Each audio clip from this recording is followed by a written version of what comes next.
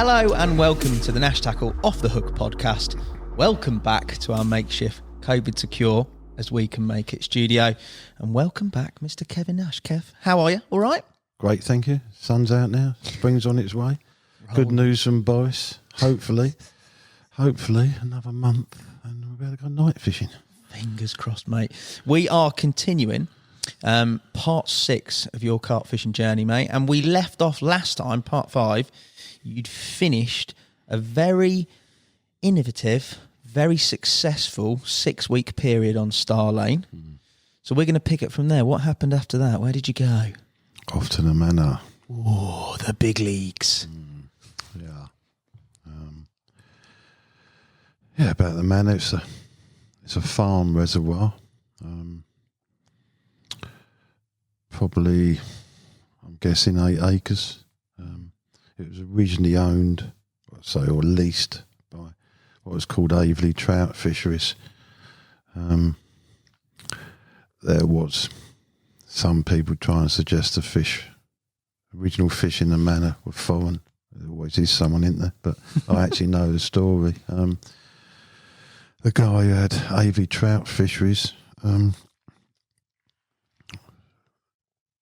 was offered some carp that were in a trout lake in Hampshire, a small trout lake in Hampshire.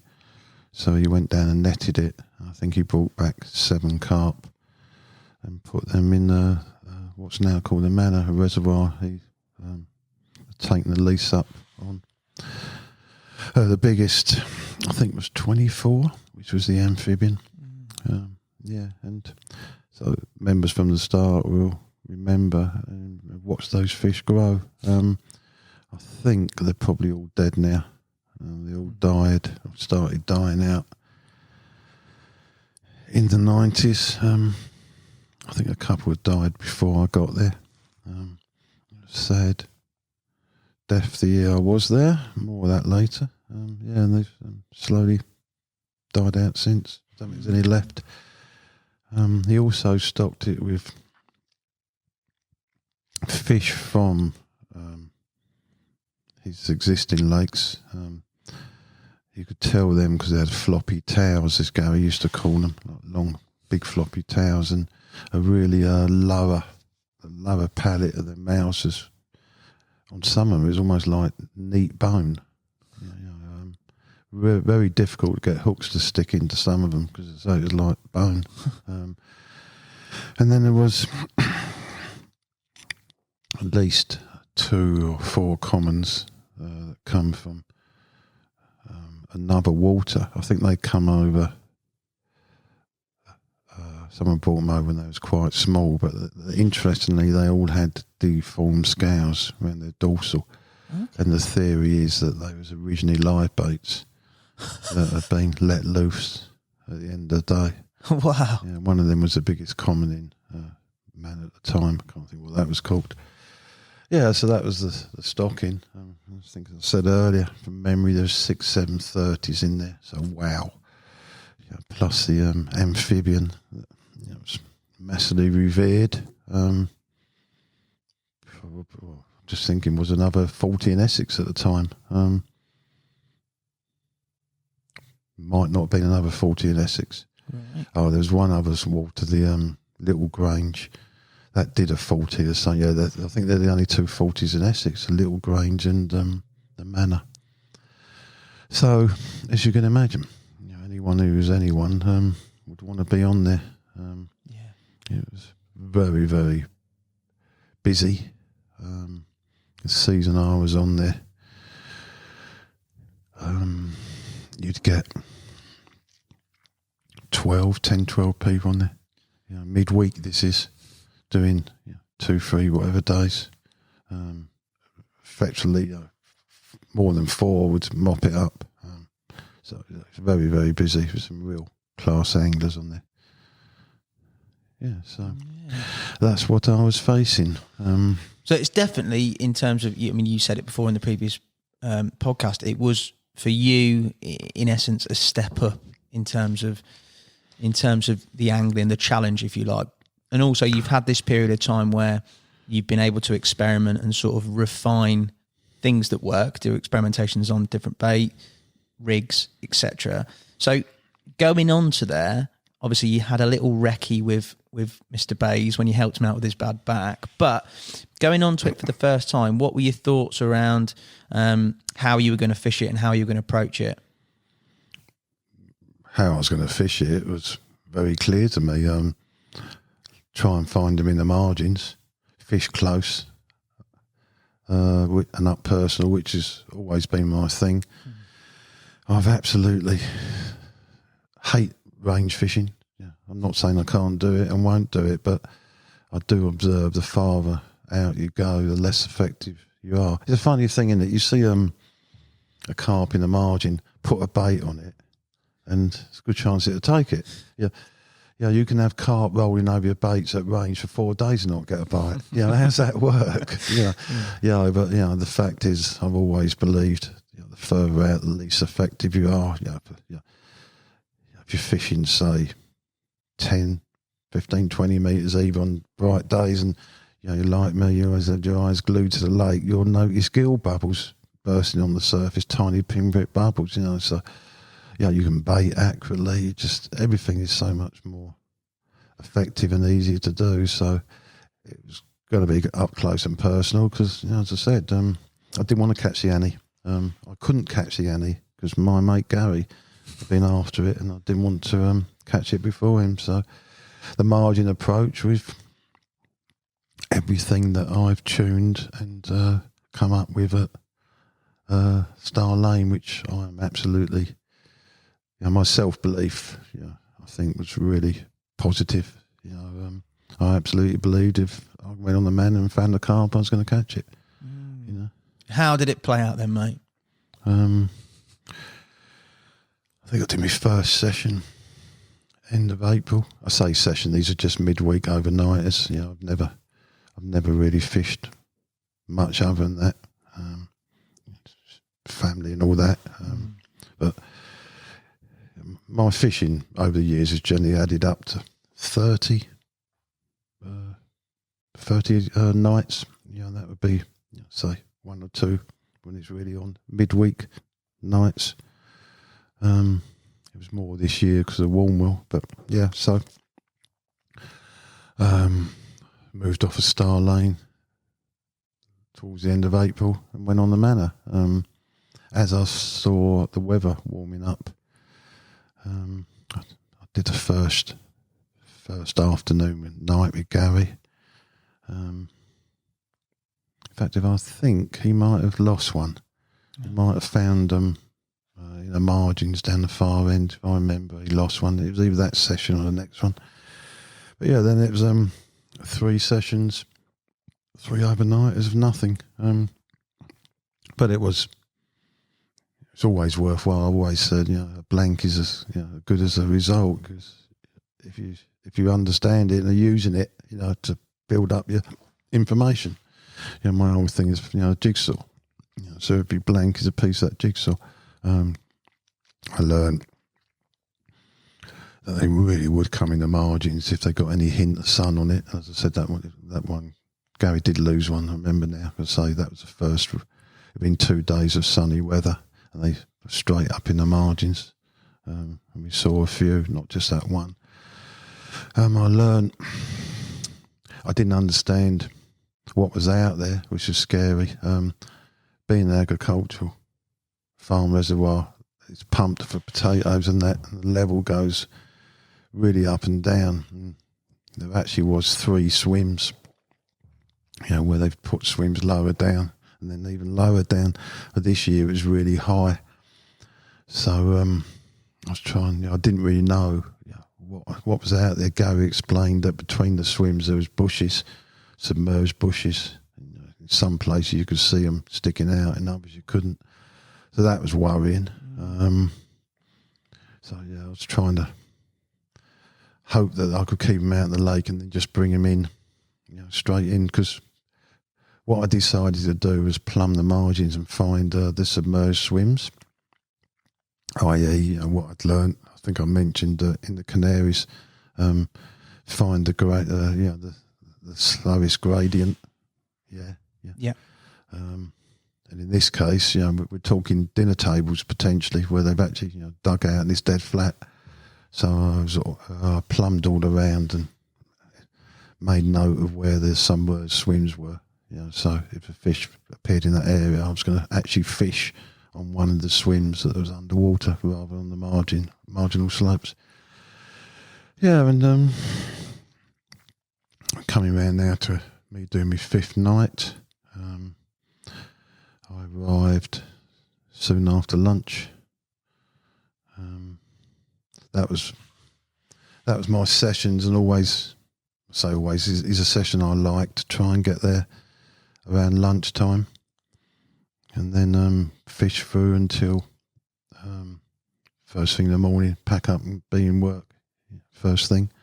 I think that, well, for me, the most productive time for catching carp is afternoons. And when you think about it, if an angler's going to pull off, it's going to be probably by lunchtime, isn't it? That is very true, yeah. Yeah, and it certainly was a case with the Manor. It was, bizarrely, when I was on it, there wasn't many people fishing weekends. The kind of syndicate on it were all midweek fishers, doing 2-3 nights. So I was trying to identify when there was less of them around, And so, the 5th night, I think, was a Monday evening, or it might have been a Tuesday. Turned up around lunchtime. I do remember it was very overcast, very chilly, and quite windy. At the top end of the Manor, that's where you park your car. And it's got a good view of the whole lake. So I just sat in the car, looking out. So it looked very bleak. I must have been. I sat there for ages, but it must be at least half an hour, 3/4. When I saw a disturbance down the left bank, about halfway, where there's a slight point, slightly stick out. That's all I needed to go at. It wasn't far out. Looked like rod length and a half out. But difficult to tell because it would have been good 200 yards away. But basically, that's all I needed to go at. There was 2 other anglers on there. Both were at the top end, and both on the opposite bank to where I'd seen that fish. So that was positive. There's no one around it. So I got my gear and went down there. When I got there, of course, I realised that I didn't have a clue where I'd seen the fish. Now I'm thinking, well, I saw that from 200 metres away. So I anyway decided where I thought best chance it probably was. I'm on exactly the same approach as I told you, Star Lane. To quantify that is 5. Are you still using the 5mm baits and PVA bags? I'm not using 5mm. You've got bigger baits. I was using, I think, 10mm baits. So I've got 10mm Borley, 1/2 inch between the Borley and the hook. Yeah. Ring blowout rig. I'm on my Amnesia combi rig. Yeah. With the soft on the end. I will say, by the way, that I later come to the conclusion that an Amnesia combi rig was more effective than the braids that then cut, the sheathed braids that come out.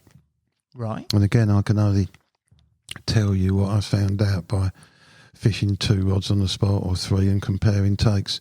I got more takes on a combi rig that I tied with Amnesia and soft braid on the front than I got by stripping back one of the proprietary braids. I remember. And that's why, to this day, I still tie my own and don't just do what I call the lazy man's approach of stripping it back. That's exactly what I was going to reference. I remember you on a video saying it's a lazy man's combi just to strip the coating off a braid, mate. And you'd said exactly what you said there, that you've compared them on the spot and you get more takes on the proper, if you like, combi rig. Yeah, I believed at the time it was down to £20 amnesia. The 30 definitely wasn't as effective. There's something in the properties of that 20. So I tried to, with our stiff material, what's it called? Toddling? I can't remember what we called it. Yeah, toddling. It was really important to me that we managed to replicate that element of stiffness. I just think it's got that perfect balance of stiffness and pliability, which is important, when they may be blowing against something, how it's, can come out the mouth. Yeah, so another little thing. Anyone doubted if I was mad or not, and now probably don't. So I had my amnesia rig. I'm on the running rigs now. There's no argument. Very clear to me that they was an edge because no one else was on them. Yeah. And I was also using back beads. Right. I noticed how that when everything tightened to the rod clip, then they would really, roar off, but it'd be really chilled takes, just trundle up. And then when everything tightened, all hell would let loose. So whatever the drop was I had on the rod, I put a back bead. I was using anti-tangle tube at this time. It might be in the rules, but so I had a bead on the anti-tangle tube that would slide up and down. It's quite a lot of resistance, and I would set that bead at the same distance as the drop on the indicators.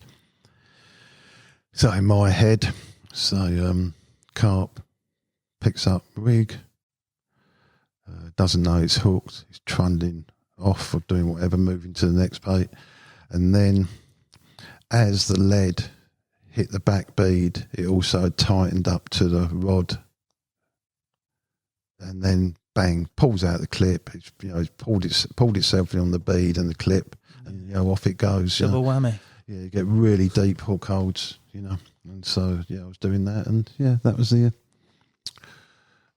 that was what I believed in absolutely. I'm just so confident. All I just needed was that first bite, which is always the hardest, isn't it? I always said, just get that first bite, then you believe you can catch them. This certainly wasn't going to be as lucky as Star Lane that while ago when I caught the biggies on the first session, was it? Anyway, so I spaced me rods. That's another thing. In those days, it wasn't unlawful to spread your rods. I don't see any point in fishing 3 rods, a foot, 2 foot apart, if you can fish them 10, 20 metres apart, 30 metres, and cover as much bankside space as possible. That might sound bizarre to some people in these day ticket lakes where they just think they can just fish one swim, and that is the case now. But Manor then, dependent on where other anglers on, you could fish as much of it as you liked. So that was within the rules to go and spread your rods as much as So within reason of being able to hit them quickly. So so I'd have one rod in front of me, and the other two, say, dependent. You couldn't. There was a fair amount of vegetation. So, for example, there might be something in the reed bed in the way after 10 yards or whatever. In this case, I think I had about 30 yards of open bank. So I spread the rods along that. I just put the third rod out, and I saw a carp well. The other side of this reed bed to my right, in the margin, and it was clearly quite a good fish by the whoosh it made. Didn't actually see the fish. I just heard it and saw the water disturbance. Oh, Christ, that's probably the one I saw. So wound all the rods in, pulled all the bank six out, and moved up, and I put one on it, and space another 2 further up. Remember, I've got no fears of putting baits on fish, because the PVA bags made a different noise, and I'd kind of got this technique, just remember this, where I skid. If I'm fishing coast close and underarming, I skid the rig out. So it kind of slides along the surface rather than go bush.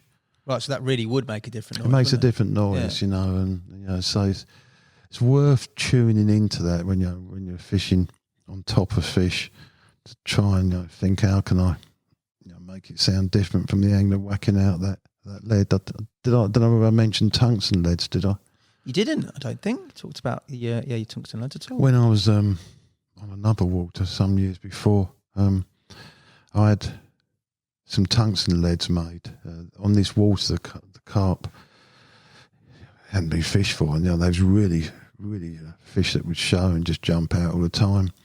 And I had some tungsten leads made, not for this reason, but just wanted leads that I could cast as far as possible. But they really proved useful in this situation, because when you cast them, they made a completely different noise than lead. And so you could cast them on top of fish, and it just didn't bother the fish at all. Where it was interesting, we were in one season, they stopped jumping, showing themselves. So they wised up to the fact where we're sticking our nuts out, and then they're casting on us. But so these things all make all these little edges, percentages, isn't it? Percentages, So the guy who's top of his game, he's looking at every little percentage that makes a difference. So I moved up. So I think I was just putting the third rod out, and I saw a fish roll to me right again, past where I was fishing. Oh, for fuck's sake. So wound all the rods back in, moved up. But this time, if I remember, I decided not to put the rods out, and I baited, I think, 4, 5, whatever, 3, 4. I think it was more than 3. I think it was 4 spots, going up like the next 75 metres or yards or whatever. And I just sat on the bank and watched. And I was lucky.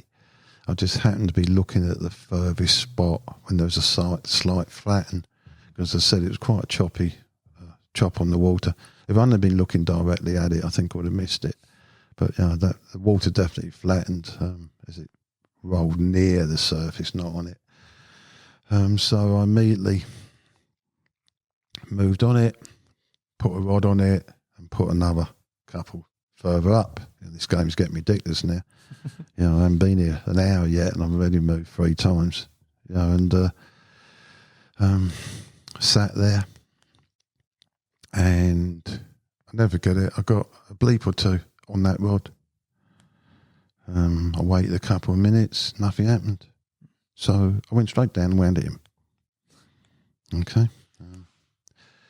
It wasn't until I thought about it afterwards. This is how, if you like, tuned in I am. I've had those 2 bleeps. It's done me. I need to, it's done me. So I need to find out why it's done me. I was that tuned. A bleep that didn't materialise into a run meant I've been done. So I wound the rig in. I couldn't find anything wrong. The hook was just as sharp, hand sharpened hook, and when I pulled it across my hand, it tipped. Because sometimes, for whatever reason, when I tested a rig and pulled it across my palm, it wouldn't dig in where it had before. I'd look at that rig and think, what's changed? And I just couldn't figure out what had changed. But the fact is, it had. So that was binned. When you brought the rig in, though, had it blown back? Had you actually been done, or was it still blown back all in place? It wasn't blown back, no. Right. No, so I don't know whether I've been done or not, but so this is just a state of mind I was in. They're doing you all the time. I'm absolutely convinced they're doing you all the time. So just keep checking. So, crazy thing, I've got a fish in front of me right on top of it, and I just might have pulled the rig out of his mouth. So I put it back out, and I sat there, I think 10, 15 minutes. And I think, if I remember, I haven't told all this story. I'm not sure I've ever told this bit, because I think people might think I was a noddy. I think I saw it roll again over the spot. right? And I remember I've also got this paranoia that they know I'm there. Okay, yeah. Right? And I believe it. Yeah. You know how anglers they'll be packing up, they'll have the rods laying on the bank and they'll always get a take, or they've got fish all over them, they get a take. Yeah? Definitely, yeah. Never happens to me. No. Never ever happens to me. The number of big fish I've had where either I'm on the phone or I'm making a cup of tea. Right? Yeah, I've had a few mid-brew, yeah. If I'm going to get one, willing it to happen, I'm going to get one. I never do. Yeah, and they talk about hunted animals being aware that they're being hunted, don't they? Yes. Yeah, yeah. You know, big cats and all that. Yeah, and hunters being aware that they're giving out some form of vibe. I think I'm one of these people that gives out a vibe. So I got a book out of my rucksack. What book was it, Kev? I cannot remember. It wasn't The Happy Hooker. Or Confessions of a Carp Angler. Yeah. And I literally just read 2 sentences and it screamed off. So run down the bank, hooked it, played it, thinking, yeah, I've got me first. Yeah, off the mark. Man of fish, I'm off the mark. And then it blew its tanks and come up. Fuck. Then I netted it, took it up the bank and put it on the unhooking mat. And I thought, shit, got the big one. I recognised it it was in our catalogue the year before when I said that guy on Nash bait caught it. Wow. Yeah, so. First bite on a lot of places, mate, for you has been some serious fish, hasn't it? Yeah, well, I say, I think I said before, there's carp fishing and there's specimen hunting, and my approach is lead themselves to the bigger fish, but of course, in this occasion and Star Lane, the key was location, wasn't it? Yeah, located it and then caught the big one. But yeah, so I've got it on the unhooking mat, and I remember feeling absolutely gutted. That might sound really strange. Yeah. If there was any doubt about my mental state at this time, after all, I wound the rigging after evidence of activity as a fish in a swim, and now I'm gutted. I've caught the big one, the 40, because Gary hasn't caught a 40 yet from the Manor. Yeah, and I know how much and important it is to him. And I actually rang up my missus and told her that I caught it. Excuse me. How rude that I caught it. But I really felt sorry for Gary. So I said, what I'm going to do is I'm going to photograph it on the unhooking mat, slip it back, and keep it secret until Gary's had the joy of catching the Annie, and then show him the photo. So you just had a mat shot of it? No, because she screamed down the phone at me. I was going to say. And told me what a tosser I was. And said Gary would never forgive me if I kept it secret. Yeah, he wouldn't, yeah. Which I kind of, that's a different way of looking at it. I didn't look at it that way. All I was, if you like, was caring for Gary. I don't know why, because he never cared for me or anyone in his life. But I did love him. So I think, put myself in his shoes. I knew how much he'd gone for and how much effort he'd put into the Manor. And if I'd suddenly turn around and said, "Oh, go here, mate, I've only been here 5 minutes, I've caught the big one," I just thought that would really upset him, although he wouldn't show it, But so I kind of, you look at things in a moment, don't you? And you make the right calls or the wrong calls. So that's how my mind was. So at that moment, oh my God, so anyway, I rang up. I think it was Nick Reed. It was Nick Reed. Okay. New Vision, yeah. Yeah. He come out, videoed it. Couple of other lads, I can't remember. Did Gary come out? I don't think Gary was around. I don't remember Gary photographing it. But anyway, there was a few people there. And the other thing I'll never forget is, remember I said there was 2 anglers on there. On the opposite bank, yeah, sure. Well, one of them come round, real big guy, probably 6'4", 6'6", really stocky as well. And he come round and he just started laughing. I went, well, fuck me, it's Kevin Nash. And he said, I saw you turn up. He said, I didn't know who you was. He said, I saw you go down the bank, put 3 rods out, and then a minute later pull them all in and go up the bank, put them out again, then pull them all in, and then go up the bank and just sit on the bank, then put them out, and then within a minute pull one in and put it out again, and then go up the bank and start reading a book. He thought, what a fucking noddy. Who is this bloke? Make way for Noddy. Yeah, I'll never forget that. Not bad, though, if you can be a Noddy and pull the biggest fish in the lake, how is it? Well, I'm not saying it was the biggest because the Annie as well. Oh, yeah. So the Annie was possibly, it might have been a pound or 2 bigger. The Annie used to regularly be in the top 30s. There was a lot of bait going in there. It didn't seem to do the weights much good. In fact, Steve O'Rourke would ring Basie up and say, can you pile a load of Nash bait in? If Basie was on one of his baiting campaigns, that's when you'd see it go into well into the 40s. But it generally was a bigger fish than the big one was, which I think it was 40 and a half. I think it was 40 and a half. Serious fish, that. Yeah, so that's me second 40. Hook hold wide and everything, as per your experiments and stuff. 2 inches back, Yeah. middle centre, bottom lip. Yeah. Never coming off in a month for Sundays. Never coming off in a month for Sundays. Just remember, size 8 hooks I was using. Size 8? Very small hooks, yeah. Very small hooks.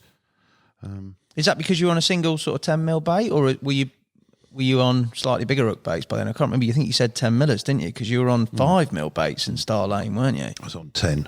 Yeah. It's because that my experiments were beginning to show that you got more takes on smaller hooks.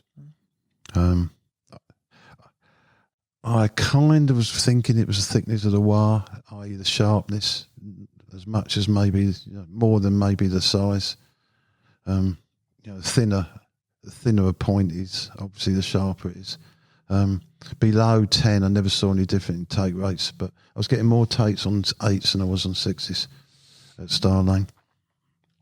Fair. So that was that, yeah. I went back a week later, exactly a week. So this is my 6th night. Fished the same area. Didn't see a thing. I walked round a couple of times. Had a couple. That Pete I told you about. Yeah. Come around laughing at the noddy, which is me. I went and sat in his swim and had a chat with him. In fact, we become really good friends over the while I was there. He's still a friend now. So I decided to elect to fish. I remember I said it was a little bit of a point there. That's right. Is where I'd started. I fished there purely because it gave me a good vantage point to look out over the lake. Set me alarm for dawn, and it couldn't have been more than an hour after dawn. I saw a fish roll. It was beyond the margin, like 25 metres out. Gary was there. He was fishing his baited area on the far bank, down the far end, an area called the Pads.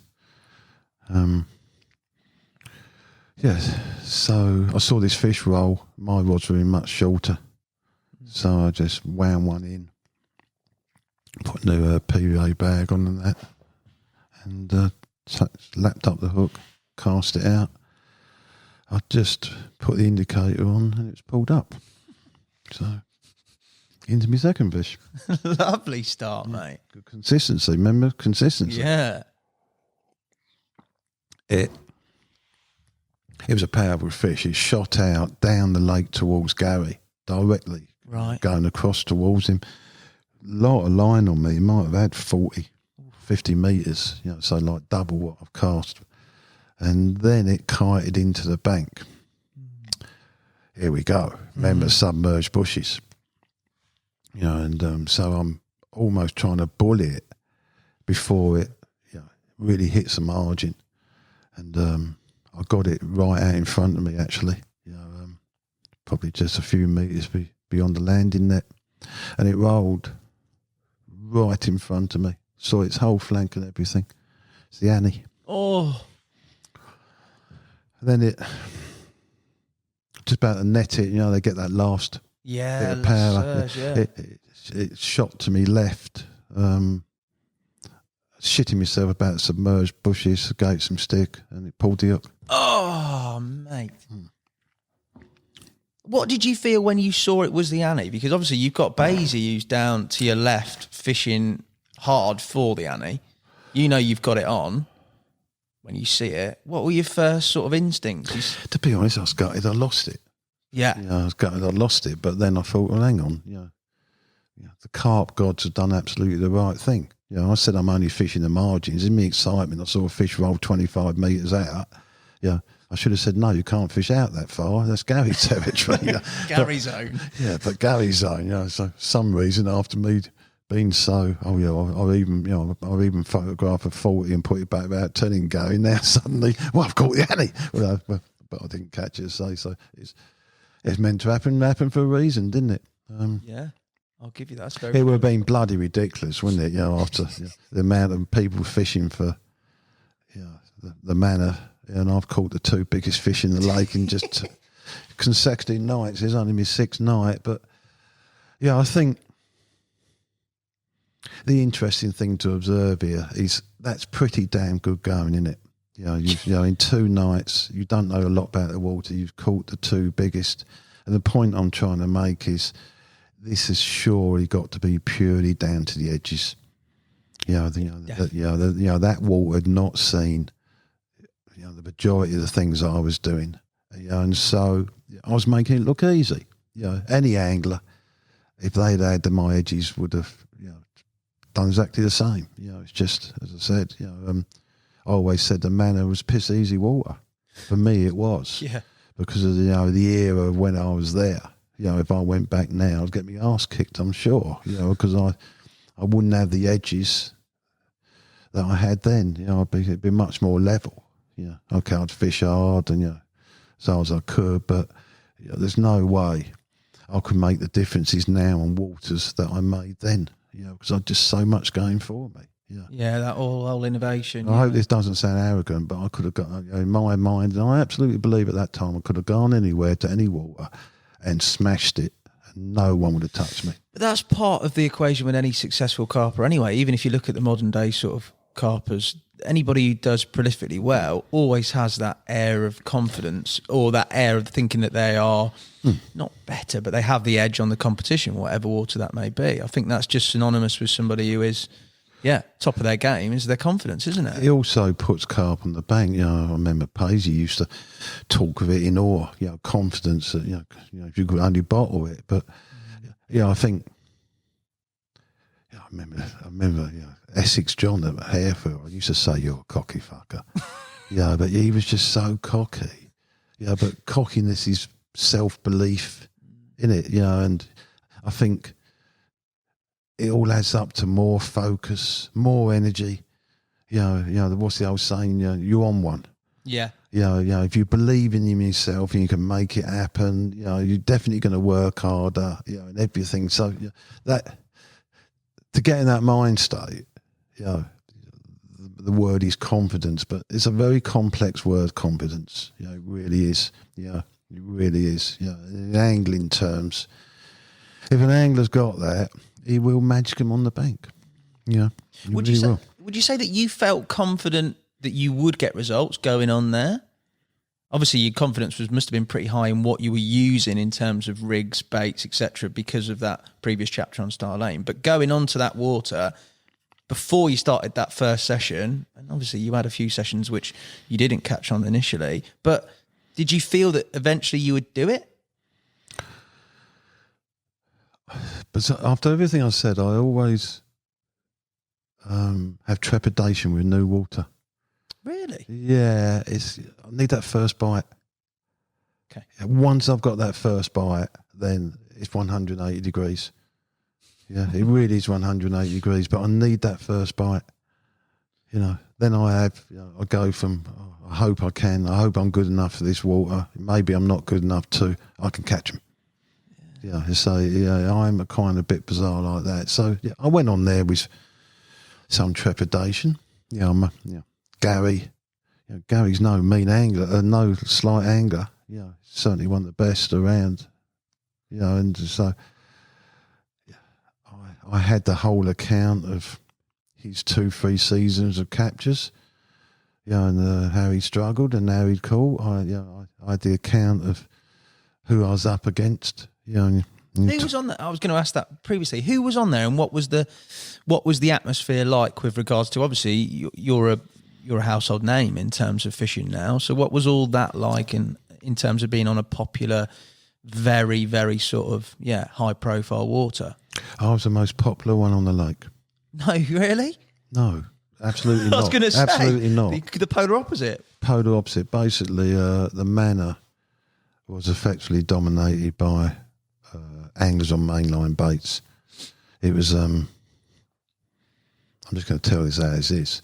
It was used as one of their flagship waters, and of course, if you're a bait company, and you can monopolise one of the top waters in the area or the country, it's going to look good for you, isn't it? Because it's good marketing. It's great marketing, isn't it? So if the big fish are always caught on your bait, it's going to look really good, isn't it? And the majority, and I'm probably talking 90% of the syndicate were on mainline, and in fact,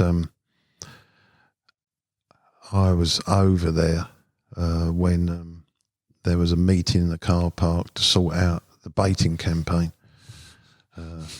where every person in that baiting campaign had to purchase X kilos of bait. I think it was like 50, and they had to agree that 25 kilos would go in baiting, and then they had 25 kilos to fish with.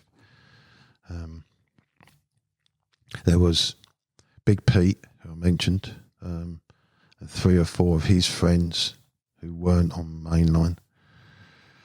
And so we're going over there, and they're turning up every night on their rota and filling it in, baiting all around us.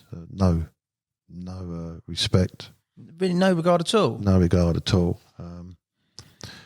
And so what we did, we got together and started spacing ourselves to make it difficult for them to bait. Oh, I see. So you're breaking up the Yeah. So in essence, it was quite humorous. There was one stretch of bank which was quite an unproductive stretch. It would have its moments, there had really good hits there, but it's quite unproductive. From the pump down to probably 50, 70 yards. And I watched 25 kilos of bait go in that swim like every night, night after night. It didn't fish for a year, that bloody area. I think probably floated the bottom. But so there's a real unhealthy competition element going on, really unhealthy, because I was public enemy number one. And I will say,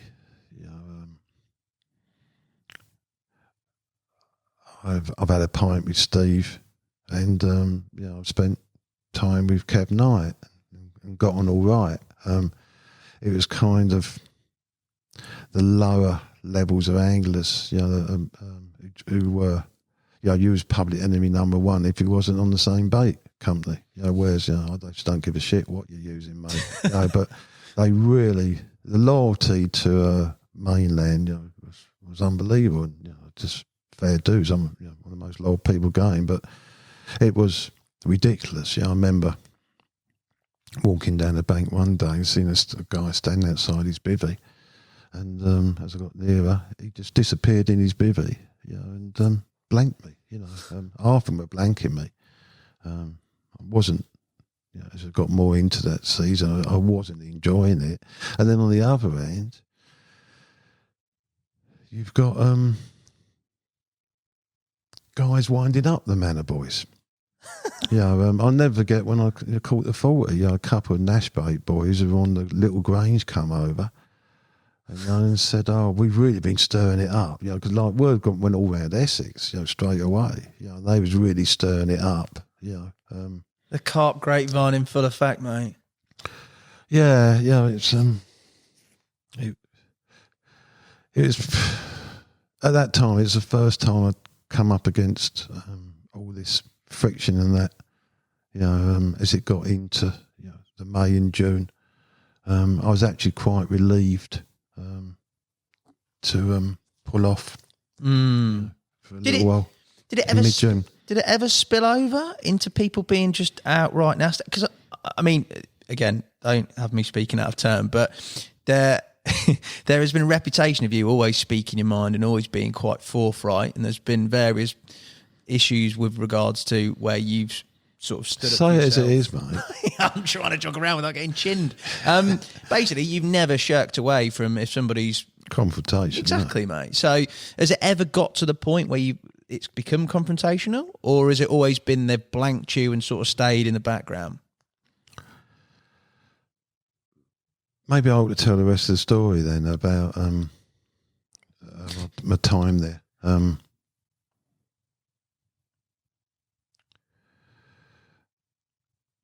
I went to Warmwell, for the opening, and then I went back to the Manor a couple of weeks after. I think got back from a week after I got back from Warmwell. I thought I have a overnight on the Manor. This was my 12th night, so I'd only done 5 since losing the Annie. And I turned out again my favourite time after lunch. It's I just remembered actually. I was in the office, that's right, trying to catch up on all the work because I'd been to Warmwell, and we'd had a hot period. And as I'm sitting in the office, I watched the sky get darker and darker and darker, and I thought a storm's coming in. So the break after the hot weather, I thought, blow it, I'm going to go to the Manor. Might have a chance. And I'll never forget, I was driving up the A127 and the rain come down. It was just so strong. You just couldn't see much beyond the bonnet. In fact, me and the rest of the traffic pulled onto the hard shoulder. Just couldn't. It wasn't safe to drive. And then after whatever, it wasn't long. I don't think 15 minutes. Made me way to the Manor, and by the time I've got there, it stopped raining, and the sun was out again. Very little wind, a very slight breeze pushing into the bottom left corner, and there was a guy fishing the top corner, top right corner, looking out. His name was Corners. I'd nicknamed him Corners. I fished a reservoir in the early 90s called Shotgate. It became a power struggle. The guy who had the syndicate on it got back effectively chucked off, and become a power struggle between the club who he run and a free-for-all. And I got on that. It's one of those lakes where you always want to become a member, but you never was going to be. It was a closed shop. Fox, he had a committee, and Cliff Fox was on the committee. So here's another story. So I had as much chance of getting on the Little Grange, which mainline had the committee, or as I did getting on the Shotgate Reservoir, because Fox was on the committee. But say this opportunity had come a free for all, so I moved on there. In fact, I was over there fishing the bottom end one day. And I'd had to 30 actually. Kept it very quiet, fishing corners.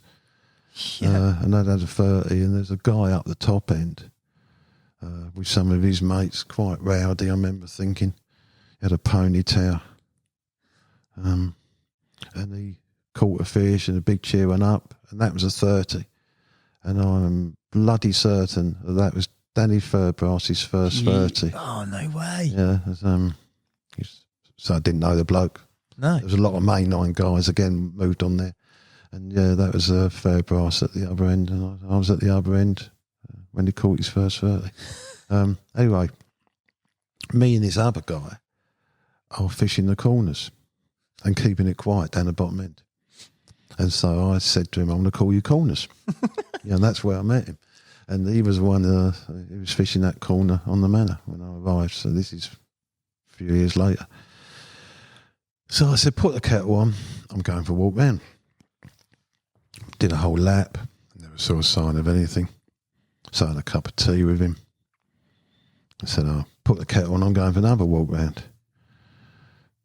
Had a walk round. Went back. Another cup of tea with him. So a couple of hours, probably an hour and a half's gone by now. So I said to him, put the kettle on. I'm going to have another walk. And I think he looked at me peevishly because he didn't have much water left. Anyway, I walked around. I just wasn't seeing signs of anything. But you remember I said there was a slight breeze pushing into the bottom left-hand corner. So I thought, right. So I pulled my jeans off and walked along 75 metres of the margin. There was no cover along there at all, so it was so nothing. So I just walked along 75 metres of margin, kicking it all up. This huge cloud of clay. I baited 3 spots, like 25 yards apart. And these are all spots where I know there's a swim, some submerged. In fact, I was walking on the swims. And I went back and had a final cup of tea with corners. And then went down there. There's one bush away up the bank, which I knelt behind to rig up my rods. I walked back over them and about 15 years ago, and that bush is now like a 30, 40 foot high tree. I couldn't believe how much vegetation's grown up down there. And put my rods out. I'll never forget, I had this thing about having the rod tips over the water because I was fishing so short. So I had literally only about 18 inches of rod tip over the bite alarm. Yeah. Because I was fishing really close. Mm-hmm. And I just think I've just put in the third rod, putting the bait on the third rod, and I had one toner from the furthest rod down the bank. So I got on legging down there, and then there's an interruption in the bleep. Didn't think any more of it. Picked up the rod, hooped over, and 18 inches of rod tip slid down the line. What had happened, the fish had just shot to the left. And because I've just got this very short length of real flexible rod tip, it's come round, it's hit the solid plastic of the bite alarm. It can't give any more. It just sheared it off. Oh, my days. Yeah, Darwin Morphis, that was. Great respect to Darwin. It's nothing to do with the failure in the blank. It's just a sheer force of the take. It couldn't bend anymore, so it just sheared it off. It's a bit like, you see anglers, the main reason you get rod tips back, I was only casting an ounce lead out, I was playing a bream. It's because they pull the rig down, innit? It just bends the rod tip right over. It can't handle it, can it? Or with a scope or a dwarf, they pull the section out when they've still got it in the guide, and the drag's not loose. It just can't handle it. It was exactly the same with this. Anyway, so I didn't worry about that. I'm playing this fish. It's got me major bogged down in weed, not helped by the fact that somewhere in all that is a rod tip. Right. So the rod tip's in the weed The rod tip's in the weed as well. The line was grating at a real scary state. When you do everything right and it just falls off. Yeah? Yeah? Yeah. Have you ever had the opposite where you do everything wrong and the But fucking thing can't fall off? Yeah. Your name's on it. Your name's on it. Yeah. And this is that situation. The line's grating in the rod, bit of rod tip in the weed, this huge weed bed. and I'm gradually easing all this weed towards me. Lines going into a certain lump of the weed, so I got the landing net, scooped it in the weed, and pulled it basically into the mud. Yeah, a few inches of water. The fish can't swim off. And it was, the adrenaline of running down the bank, the rod tip breaking and all that in the fight. It was immense, massive adrenaline. So I just sat down and thought, I'll have a fag. I've got the fish in the net. And I'm sitting there, lit up this fag and looking at the net, all the weed. And I noticed an unusual strand of really light coloured weed. Only a couple of inches long, but it's completely different colour. It was like a really light brown colour. And so I'm looking at that, and then a few inches away from it, I saw something move. It was actually an eyeball that swiveled. But the problem is, this little bit of light coloured weed I'm looking at, which is basically the end of my hook link, by the way, right, is a foot the other side of the drawstring. So I just jumped in, grabbed this huge ball of weed, which has got the carp in it, and put it in the landing net, and then just brought it up the bank. So I didn't even netted the thing. It was just laying there in the weed in the lake. It was, that light bit of weed was, as I said, my soft hook link. I used to use this pure Dyneema that was white, which is ever so difficult to colour. I used to dye it in old tea bags. I used to keep all of my tea bags and put them in water. Really? So this wasn't... stain it in that. This wasn't on your amnesia. This was on a... No, this is amnesia. This is the combi section. Combi section. Sorry, so again, I was messing around with all sorts of hook links and braids, and this Dyneema just seemed to give me more takes.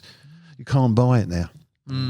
It wasn't available by a carp company. It was available by one of the general fishing tackle wholesalers, and I had a spool of it, and it just seemed to be such an edge. So, but so that's long gone. But so I've got it over the bank, cleared the mesh away, and it's huge. It's a massive fish.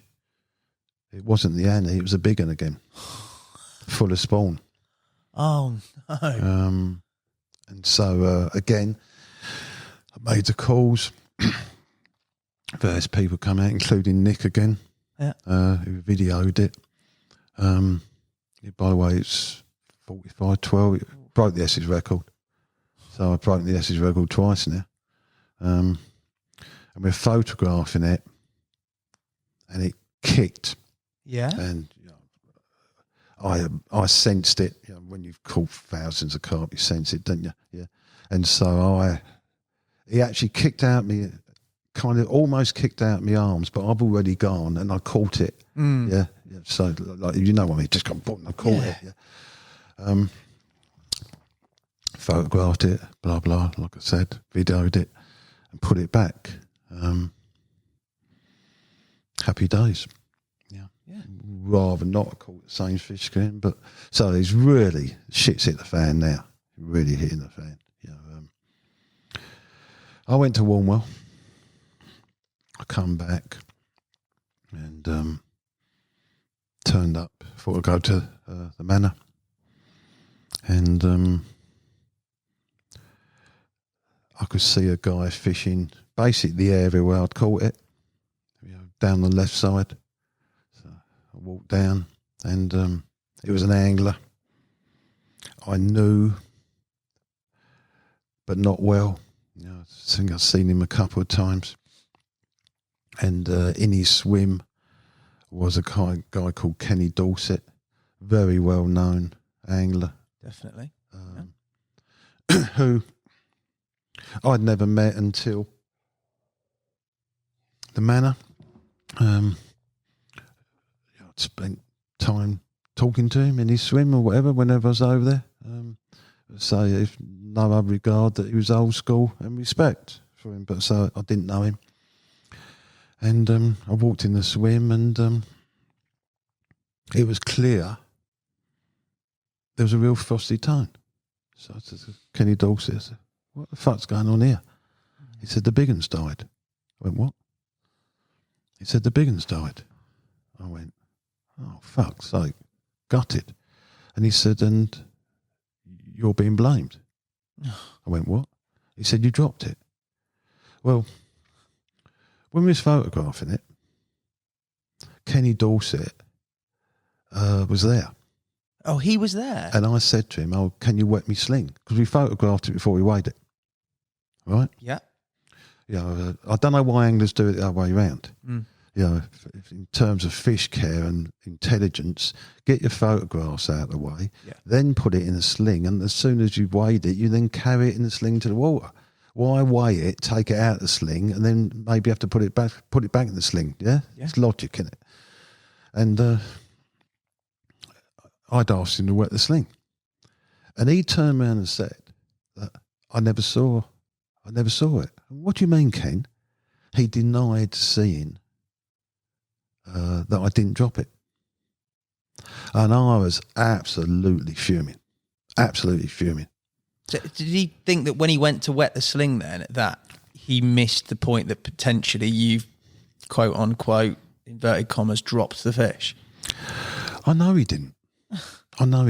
Because, I know he was looking at me when I was holding that fish. Yeah, I could relive it all. Yeah, of course. And I'll tell you a bit more later, but I was absolutely fuming. And I just said, fuck the pair, and walked out. Before I really lost it, And then they went back to the manor. Was that it? And they went back to the manor. And the rumours went around everywhere. I bet. I bet.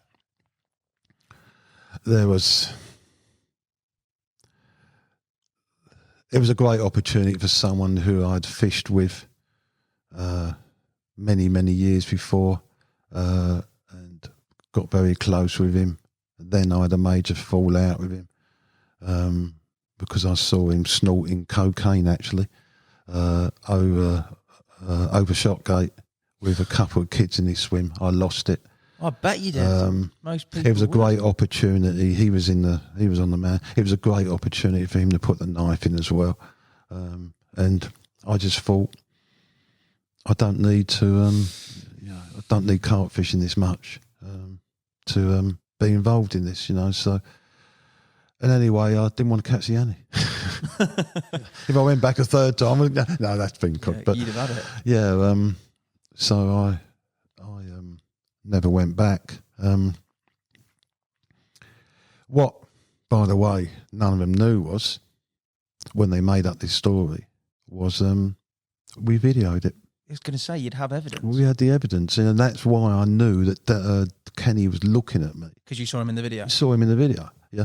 I did hear some years later that he actually turned around and said, I didn't drop it. So it's kind of interesting. I've never seen Kenny. I'd like to have that out with him. Did he feel under so much pressure, at the time, that he had to go along with it? I always found him as a decent guy. He just got back to me through the grapevine that he did say, no, Nash, he didn't drop it. But it was interesting. I kept in touch with Gary, and he said that the fish were really acting strange. They was thrashing a lot on the surface, as if they were spawning again. He said going through the motions of spawning. But he said they weren't spawning. By the way, what I didn't tell you was that a guy who had a tackle shop in Malden, he was on there, one of my customers. The week after I caught the big one, he went on there and fished the first swim. They called it swim one, peg one they called it. And the fish used to regularly go in there to spawn. And he watched it spawning in there. He watched the big one spawning in there. As I said, it was so big because you ever see photos of that fish, it was full of spawn.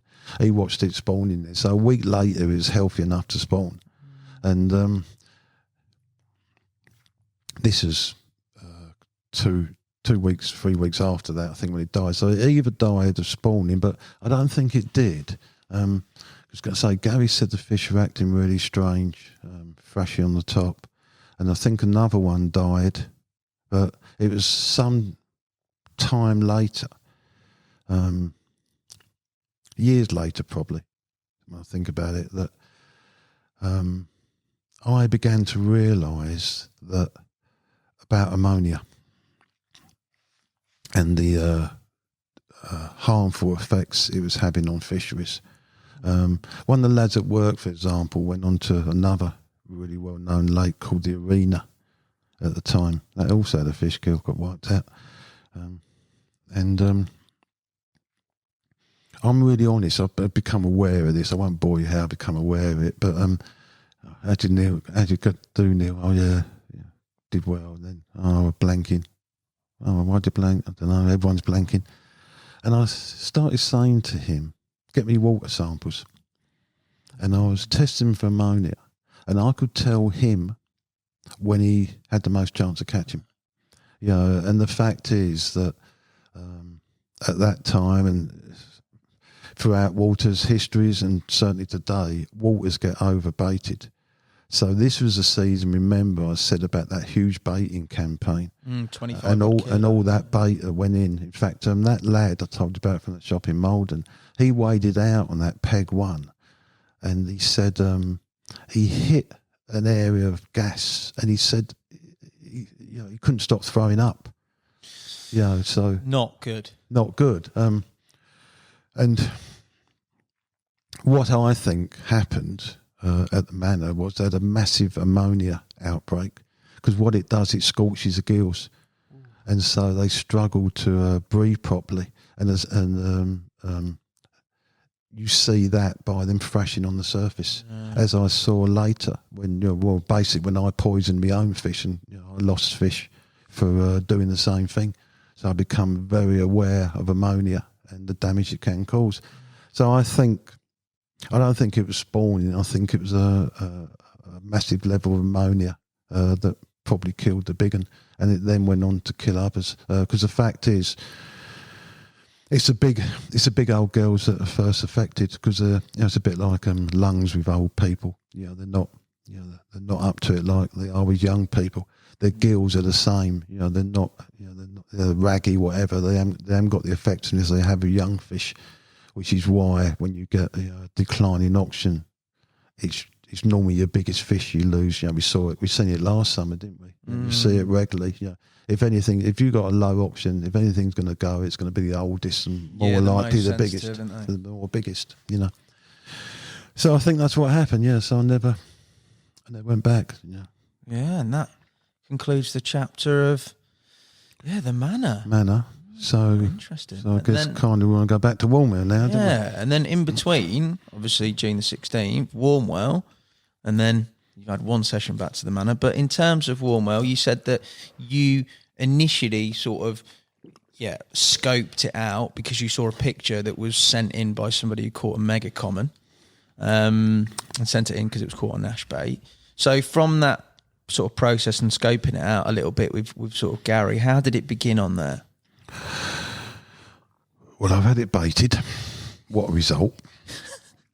2 bailiffs are regularly baiting it for me, which I thought was really relevant. So you've got a lake there which is closed for 3 months, so the only food going in was mine. Was it squid? Scopex squid? No. No? No.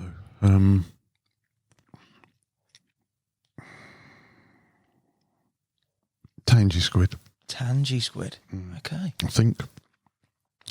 Was it tangy squid? No, sorry, it's banana squid. The reason I didn't use Scopex squid, that it was available in shops. Okay. I've always said I'll give anything, tell anyone anything about what I'm doing, except for the bait on my hook, and that's only because I'm investing a lot of money and energies in applying it.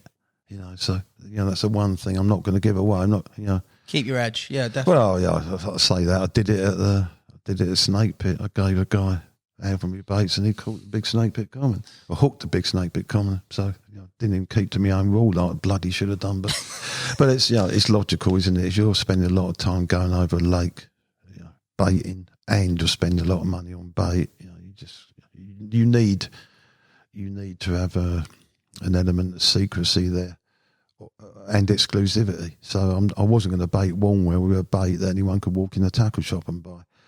So I come up with this banana squid version, which I really liked. And say the two bailiffs, Tim and Nick, were baiting for me. I should explain Warmwell, I think. Like I said, it's small lake in the middle of the holiday camp. It's still there. Sadly, it hasn't got any of the fish in it now, or any of the fish were in there when I was there. Had a fish kill. It's in a basin. You've got a main pool, guess an acre, with an island in the middle. And then there's another island which is got a channel, water going all the way around it. So you've got a main pool which then goes into a channel that goes all the way around this second island. The channel probably averages, I don't know, 5-6 metres across, if that. There was 22 swims on there. No way. With some of the swims, you literally could have shared bivvy pegs, But it's been run as a holiday park business. It's been run as a holiday park, and say, it's just a little added benefit for people who've got chalets. They can do a little bit of fishing.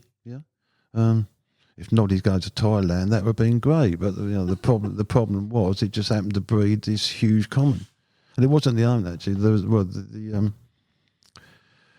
there was Herman, which when I went on there, like I said, was top 30. 38, I think. I saw in that Kid Catch It. Yeah. And there was another fish called Bertha, a big mirror, a bit smaller than Herman, so probably, can't remember, it's probably 36 at the time. So two huge fish, monsters, in a very small pond. So I'm kind of thinking, well, I know Nick tells me that last year every swim was taken on June the 16th, and in fact there'd been a punch up, nearly a punch up with some short, stocky builder who had really bad attitude. He caused grief down there, mega grief down there, and as a result, they put a rule in place that you could only fish a swim for 2 nights, then you had to move. Move off, or you had to move swims? Had to move swims. Was it 2 nights or 1 night? I think it was 2 nights, and then you had to move swims. As it caused so much grief. So I'm thinking, well, this is going to be fun. Really, really intense fishing, but it's not big water. And with the baiting, I was really, as you can imagine, confident. Plus, I've got all my edges, and plus, at the first time of using my edges in anger, I've done the business at the manor, So brimming with confidence, mate. Yeah, brimming with confidence. So me and Gary decided to turn up, book a lodge chalet the day more, i.e. turn up on June the 15th. Sorry, June the 14th. That's right, and you start on the midnight 15th. You have to think about that, God. June the 14th, I just didn't want to risk the opportunity of, after all this work, not getting the swims that we both favoured. So we turned up on the 14th. Got up early on the morning of the 15th. Stuck some chairs in each swim. And I remember actually that Gary fished a swim called the Pipe. In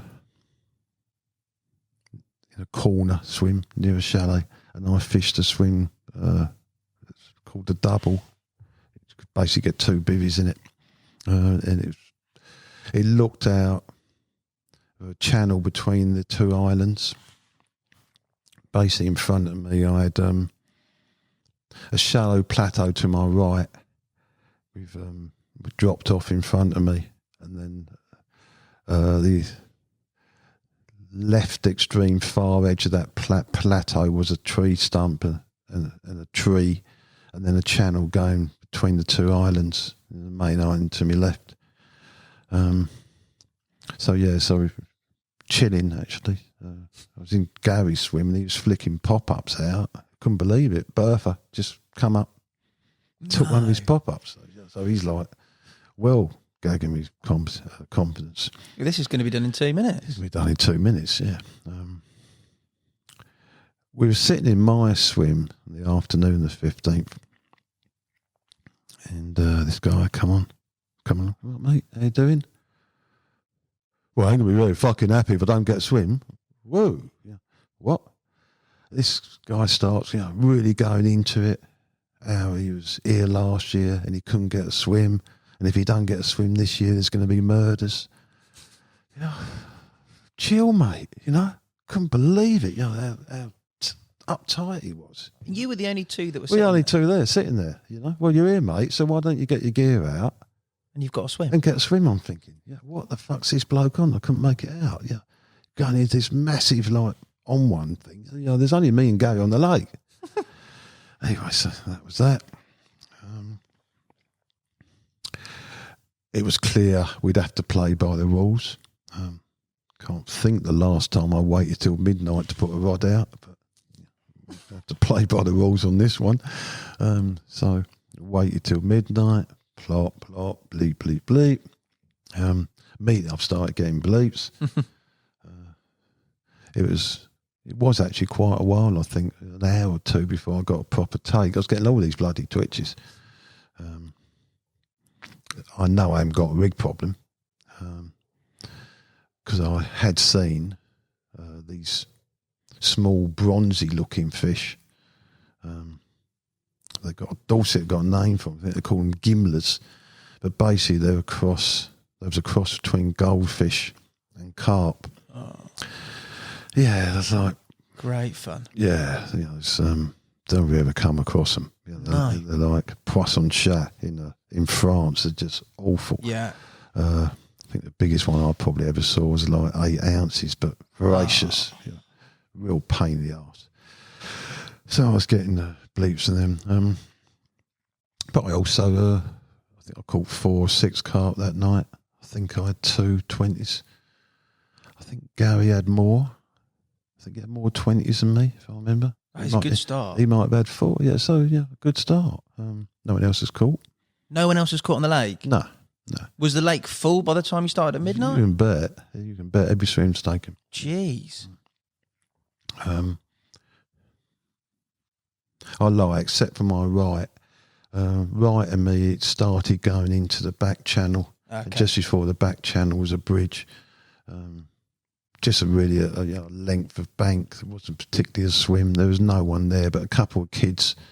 I don't think their parents would let them fish at night. A couple of kids started daytime and they fished it all that week, I think. But yeah, so had a good start. Gary phoned me, which is ridiculous because we were only 30 yards away, 40 yards away. Gary phoned me. There was fish rolling round that tree stump I told you, which I didn't have my rods by. So I was in this channel before it went up to the plateau, but there was fish rolling around it. I'd seen them. Didn't see anything I thought was really big. But they was there. Then someone comes down from the office, one of the staff from the office, a lad, and he said, "All right, Kevin," he said, "we've had a complaint about you." I'm like, "What?" Yeah. Seemed to attract trouble. Yeah, you did say that on the previous pod. Well, look at the manor. It seemed, seemed to attract trouble. And he said, "We've had a complaint about you being on the phone all night." Because the chalet was probably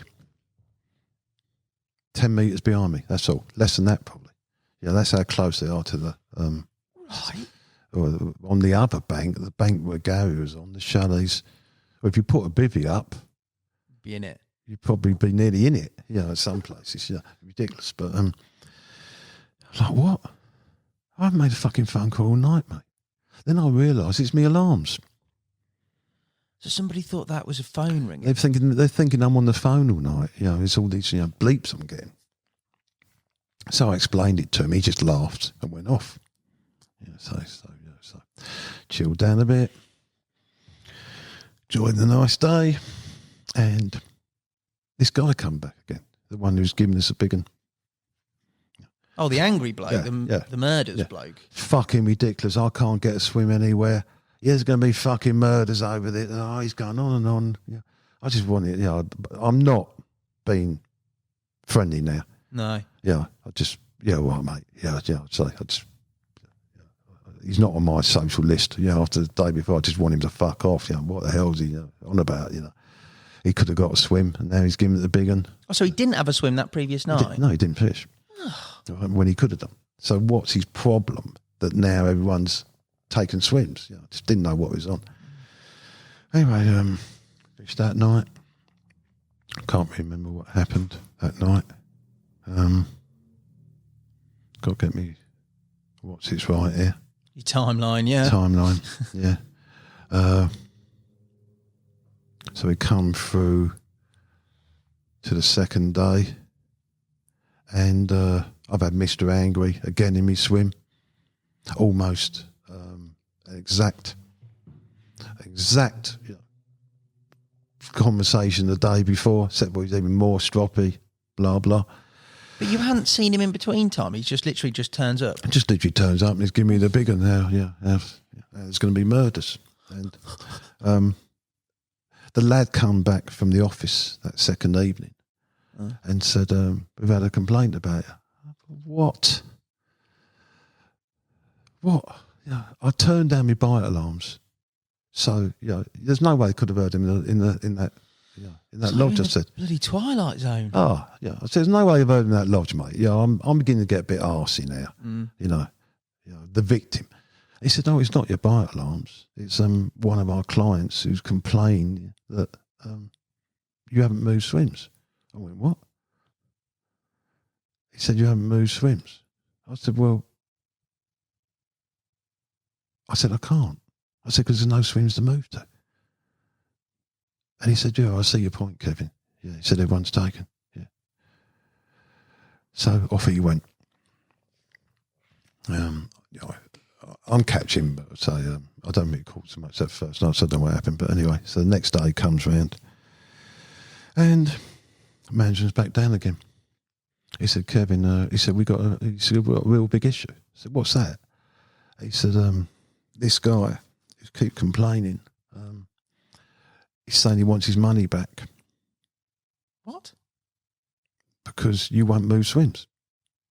But no one's moving swims. No one's moving swims.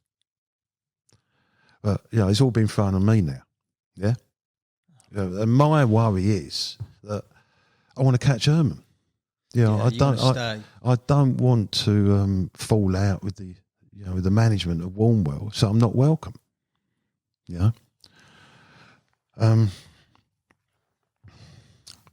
So I said to him, look, I'll try and find someone to move. Okay. I'd already possibly made a mistake that Gary kept nagging me about the fish rolling around this tree stump. He basically said at one point, if you're not going to fucking fish for, I'm going to cast over, which is a bit of liberty because he would have cast over like 4 or 5 anglers, but I took the point, and so I moved my rods out there. So he kind of put me under pressure to move from this channel I was fishing. Anyway, there was a couple of lads that we'd got to know on the far bank from Cambridgeshire, fishing a syndicate in Cambridge. These were, how can I put this politely? These were the only other proper carp anglers on the lake. Right? I see what you mean, yeah. The rest are, in essence, bless them, holiday makers who've come for a holiday and also like their fishing. Yeah. and of course they want to be there for the start. A couple of right cool lads. But interesting story. One of them told me they fished a Cambridgeshire lake. Just remember this. That had a good 30 in it, and one day it was on the surface, and an angler cast out, and there's a mighty eruption. His lead had landed exactly where that fish was. They found it dead a week later with a hole in its skull. I've never heard What are the probabilities of I've that? never ever heard of a carp being killed by lead before. No. Have you? No. I've known carp to be hit by leads and actually have marks, but not through the skull. Yeah. Yeah. Just remembered that. Anyway, so I went round to see these lads. I said, look, I'm catching and I'm on fish, but I've got to move. Because nicknamed him Mr. Angry by then. I got fucking Mr. Angry, caused me nightmares. I said, so I've got to move. I said, I had no way do I want him to have that swim, because I figured it out. This is all about that swim. Yeah. Oh, is it? He wants that swim. But it's him who's dobbing you into management as well, isn't it? And complaining. Yeah. This is all about not, I can't get a swim. It's, I can't get this swim. Right? So the only way I could get him back was to make sure he couldn't get the swim. And the Cambridge lads were blanking on the other side. So they said, yeah, we'll have it. It's a double. So they moved him. I didn't want to fish their swim because I was blanking. He was dead in front of me. I've been watching them. I never saw any sign of activity of fish. So I thought, right, the best I can do then is move to me right. Oh, where these bridge two lads are, where Yeah. these bridges. Yeah. Fish past them. But at least I'm kind of in that deeper channel, which I'd plumbed and was fishing until I moved out to the log. Yeah. So I moved in there that morning, and Mr. Angry's turned up, saw them in the swim, stormed off. I'm sitting there with a big smile. Yeah, I've won this. Like this. Yeah. The look on his face. He's lucky I'm here today. I wasn't struck down dead. He's then come back with a Hutchie 2-man and put it up behind him. I said, right, lads, you can use me Hutchie if you like, because they didn't have bullies with them. They just had proper carp anglers. They were just sleeping on their beds. It's nice weather. So you use my Hutchie, mate, until I move in, of course, bastard, arsehole. So, as I say, I set up, I put one rod under the bridge and another rod in front of me. I got these two lads to my left, lovely kids they were. One had a 6-pound carp, the other never had a carp. They was talking about watching me catch those fish, and how much one day they wanted to catch one, and what bait was I on, how did I do it. And so I said, I'll tell you what, lads, if I get a bite, a take, as soon as I can establish it ain't the one I'm here for, you can have the rod. And so the left hand rod went off. So under the bridge? No, the right hand rod's under the bridge. Left hand rod went off, and quickly established it. It was moving around too fast. It didn't have the weight, so I gave that to the lad who had the 6-pounder. And then the right hand rod went off and, near the bridge. I established that, however, so I gave him that rod. The lad on the left is now getting ready to land his fish. So I've left the lad on the right, sorting him out, and then I'm looking, and the line's going right underneath this bridge, so, dear. So anyway, I landed the fish for the lad on the left. I think that was double, 10, 12 pounds. He was over the moon. But I've got a real problem with this other rod now. It's gone right under the bridge, and it's gone like 30, 40 yards down the channel. There's like all wood and that under this bridge, and I can't believe it. I pumped it back. I actually got it back through the bridge and gave him back the rod and then netted it, and I think that was a 22. A 22? Oh, yeah, this kid, if he was 10, he weren't anymore.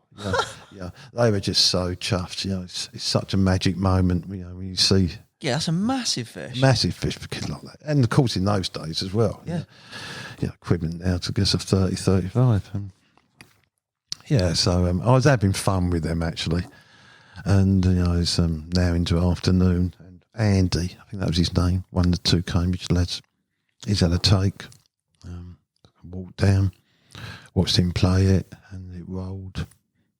I said, well done, mate, you caught Herman. He's had it. He's had it. Oh. Yeah. It's very rare that I've been jealous. Yeah. And I'm not kind of saying I was jealous then. I've always shared in the joy of other people's captures, as I said, but I had an emotion. I don't think it was jealousy. It was resentment. And it wasn't to him. It was that fucking Mr. Angry. Yeah. I was fuming, absolutely fuming. Because without doubt, in my head, and I think I've got some fair reason for saying it, that fish would have been mine. Yeah, you'd have had that. Yeah, I would have had it. It was on my baited area. But at least it was the Cambridge lads and not... At least with the Cambridge lads. But anyway, we weighed it and couldn't believe it. It was 40 plus.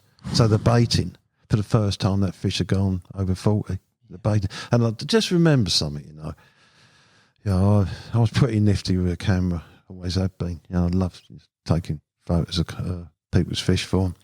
And I'm really, really on it. It's amazing, isn't it, Hassan? You can look at a photo someone's taken and think, how the hell?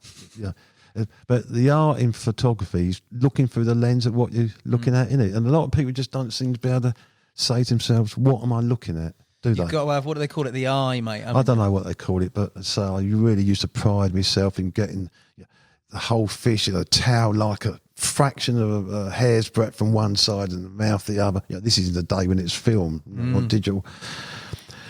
Anyway, I'm photographing it for him, and a shadow's gone over it. It's a big crowd. It's a holiday camp. There must be 15, 20 people.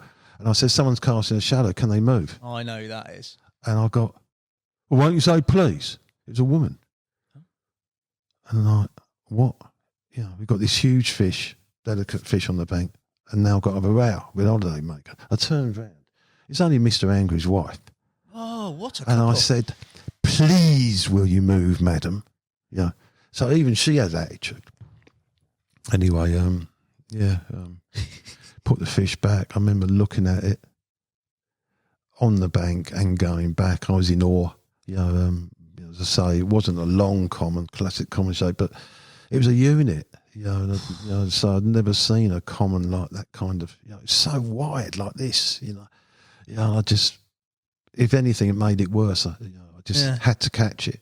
So I guess that's where I said earlier, but I don't think probably a planner who made this. I guess that's when I said in my head, I'm going to come down as much as I can. So as I had to book a chalet, which was £500 a week. That's why I started doing 1 week a month. So I went back to Sulk, and the lads were, they'd done the business. They come in and said, we're going now. And I'll never forget Andy turned around and said, we got the fucker back for you, Kev. I said, how? He said, we pissed in his hutchie. So they both went and pissed in his hutchie before they went. And I saw him turn up, all like smiling, look like, you could see, you could see he had the right ump. I was just smiling again at him. But that was the end of my first nightmare session at Warmwell.